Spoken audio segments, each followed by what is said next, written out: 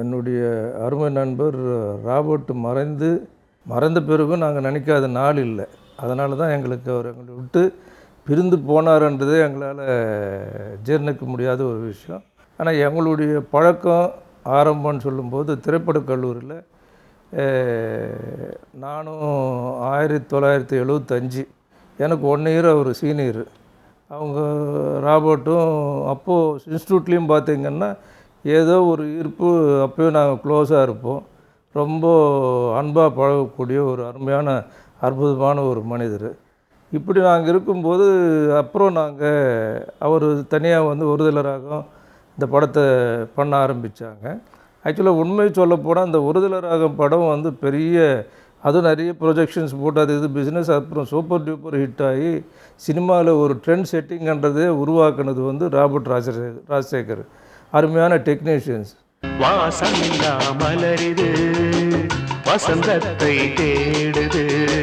உண்மையாக இன்றைக்கி அவங்க சொல்லலை இது இருந்தாலும் இப்போ அவங்க இல்லாததுனால நான் சொல்ல வேண்டிய கடமை என்னென்னா, அந்த படத்தை கேமரா மட்டும் இல்லாமல் டைரக்ஷன் பண்ணதும் வந்து மறைமுகமாக வந்து அவங்க தான் பண்ணாங்க. ஆனால் அந்த ஒரு சில காரணங்களால் வந்து ப்ரொடியூசர் பேர் டைரக்டர்னு சொல்லி இப்ராஹிம் அவர்கள் வந்து பண்ணாங்க. அந்த படத்துக்கு பாடல்கள் வந்து அருமையாக டி ராஜேந்திர அவர் தான் லிரிக்ஸு பாட்டெல்லாம் பண்ணியிருந்தார். அது வந்து தமிழ் சினிமாவிலே ஒருதலை ராகம், லவ் ஸ்டோரி, காலேஜ்னு சொல்லும்போது என்னென்னா அந்த படத்தை யாரும் மறக்க முடியாது. அப்படி ஒரு சாதனையாளர்கள் அவங்க ரெட்டையர்கள்னு சொல்லலாம். அதுக்கப்புறம் பாலவனச்சோல பல படங்கள் பண்ணாங்க. அதுவும் நல்லா ஹிட் ஆச்சு. அப்புறம் நாங்கள் ஒரு சந்தர்ப்ப சூழ்நிலையில் நான் இந்த மைடூர் குடிச்சாத்தன படத்தெல்லாம் டிஸ்ட்ரிபியூஷன் இதெல்லாம் பண்ணிவிட்டு சந்திக்கும்போது மவுண்ட் ரோடு பிலாலில் உங்களை சந்திக்கக்கூடிய ஒரு வாய்ப்பு கிடச்சிது. அப்போ நான் கேட்டேன் என்னென்னா கொஞ்சம் கேப் ஆச்சுன்னு ஒன்று, ஏன் ஒரு படம் பண்ணக்கூடாதுன்னு. அப்போ எஸ்கே ராஜகோபால் இவங்கெல்லாம் ப்ரொடியூசர் இருந்தார். ராபர்ட் ராஜசேகரும் அப்போது சரின்னு சொல்லி எஸ்ஏ ராஜகுமாரை அறிமுகப்படுத்தி அப்போது இசையமைப்பாளர் அவர் ஒரு 20 டியூனு ரெடி பண்ணியிருக்காருன்னு சொல்லி அப்புறம் அந்த சாங் ரெக்கார்ட் பண்ணி அந்த படத்துக்கு ஃபுல்லாக ஃபைனான்ஸும் பண்ணி டிஸ்ட்ரிபியூஷனும் பண்ணி ரிலீஸும் பண்ணி, அதை விட ஒரு நல்ல விஷயம் 125 நாள் அந்த காலத்தில் வந்து சூப்பர் டூப்பர் ஹிட் ஆகி பிரபுவுக்கே வந்து அது வந்து திரும்ப ஒரு ரீஎன்ட்ரி மாதிரி ஒரு படம். அது இன்றைக்கும் அந்த படத்தினுடைய பாடல்களும் சரி, இதுவும் சரி, படமும் சரி பார்க்குறதுக்கு இன்றைக்கி ஸ்டூடெண்ட்ஸ் அண்ட் காலேஜுன்னு சொன்னால் இவங்களால தான் பண்ண முடியுன்ற ஒரு சூழ்நிலை இன்றைக்கி இருந்தது. அப்போது அப்படிப்பட்ட ஒரு அற்புதமான டைரக்டரு. அதே அப்படிப்பட்ட ஒரு அது அவருடைய கேரக்டர்னு சொல்லி பார்க்கும்போது அது என்ன சொல்கிறதுன்னு தெரியல. ஏன்னா அதிகமாக என்னோட தான் பழகியிருக்காருன்னு நினைக்கிறேன். கிட்டத்தட்ட 75 இன்றைக்கி கிட்ட பாருங்கள் 44 வருஷம் மேலே நாங்கள் ஃப்ரெண்ட்ஸாகவே இருந்திருக்கோம். கடைசி காலகட்டத்துலேயும் இருந்திருக்கோன்னு சொல்லும்போது அவருடைய என்னென்னா, அவர் வந்து ஒரு கிறிஸ்டினாக இருந்தால் கூட நம்ம ஜீசஸ் பார்த்தது இல்லை. ஆனால் அவருடைய கேரக்டர் பார்க்கும்போது என்னென்னா, அது அவர் ஃபாலோவரே வந்து இப்படி இருக்காருன்னா அப்போது அந்த ஜீசஸ் வந்து எப்படி இருக்காருன்னு நினைக்கும்போது உண்மையிலே நமக்கு வந்து ஒரு பெரிய ஆச்சரியமான விஷயம். ஏன்னா ஒரு சொல்லு கூட ஒரு ரொம்ப கத்தியும் பேச மாட்டார். யாருக்கானாலும் உதவி செய்யணும். அவருடைய கஷ்டங்களை வந்து அதுதான் பெரிய விஷயம்.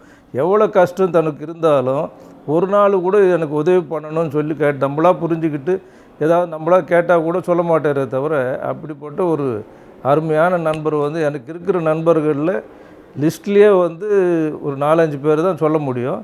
அதாவது நம்பர் 1 லிஸ்ட்டில் இருக்கிறவங்க. அதில் வந்து அதுலேயும் மீறி A1ன்னு சொன்னோம்னா ராபர்ட்டு. அவர் வந்து இல்லாதது வந்து எங்களுக்கு வந்து மிக மிக மிக பெரிய குறை. சினிமா மேலேயே வந்து எங்களுக்கு ஒரு, ஏன்னா எப்போ பார்த்தாலும் சினிமா தவிர வேறு எதுவும் பேச மாட்டாங்க கடைசி வரலாம். அப்படிப்பட்ட ஒரு நல்ல அற்புதமான மனிதர். இன்னொரு முக்கியமான விஷயம், சினிமாவில் டெக்னீஷியன்ஸில் பொதுவாக கேமராமேன் வந்து டைரக்டர் ஆகிறதுன்றது அரிது.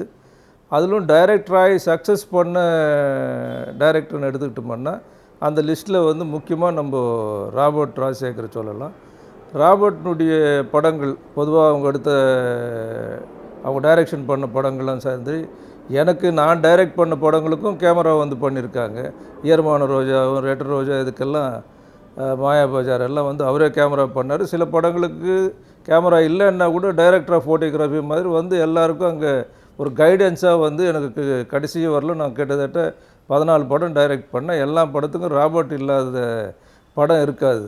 எல்லாத்துக்கும் அட்வைஸரும் அவர் தான், நண்பரும் அவர் தான், பிரதரும் அவர் தான். இன்னும் சொல்லப்போனால் என்னுடைய ஃப்ரெண்ட்ஸில் முக்கியமான ஃப்ரெண்ட்ஸுன்னு சொல்லும்போது எங்கள் வீட்டில் பெட்டு வரலும் வந்து என் ஒய்ஃபுக்கிட்டேயும் பசங்கக்கிட்டேயும் என்னை விட அன்பாக பழகக்கூடிய ஆளுன்னு சொன்னால் ஒரே ஒரு நண்பர் எனக்குன்னு சொன்னால் அது ராபர்ட் மட்டும்தான் பெருமையாக நான் சொல்லியிருக்க கடமைப்பட்டிருக்கேன்.